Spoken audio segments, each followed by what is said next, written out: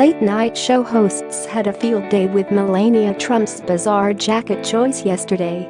The First Lady decided to don a Zara jacket with the message "I really don't care, do you?" scrawled across it, graffiti-style writing, during a visit to immigrant children separated from the parents by border agents at a center in McAllen, Texas. For some, the tone-deaf fashion choice was almost unbelievable.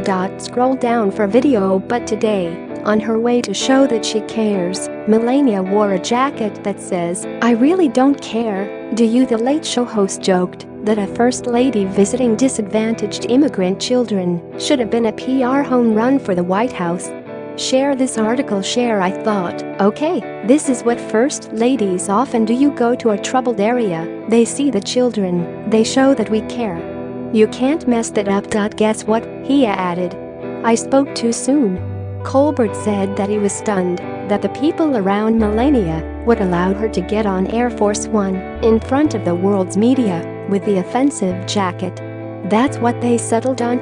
What was her first choice? A jacket that says, "Womp, womp," added Colbert, referring to a comment from Trump's former campaign manager, Corey Lewandowski, who callously mocked an immigrant girl, 10, with Down syndrome who was separated from her mother at the border. Late Night Seth Meyers also ripped into the jacket, suggesting that if the outerwear had any message, it could relate to Melania and Donald Trump's wedding vows. "You know, lot of people are giving her a hard time about it, but I think it's nice that she had a jacket made to display her wedding vows," he joked. "You take this man to be your lawfully wedded husband? I don't care. Do you?" "No." The Daily Show host Trevor Noah, who appeared to be at the end of his tether about the Trumps, said, "It looks like when Melania was in the hospital, she had her last FK removed."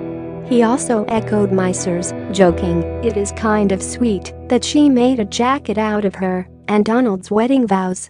That's really cool. I like that." Melania's spokeswoman claimed after the media furor that Melania hadn't been trying to send any message with her jacket seen round the world. "It's just a jacket. There was no hidden message," they said. The claim was immediately undermined by the president, who tweeted that it had been a commentary on the fake news media. Colbert said he agreed with one point: the message is definitely not hidden. It's right on the back.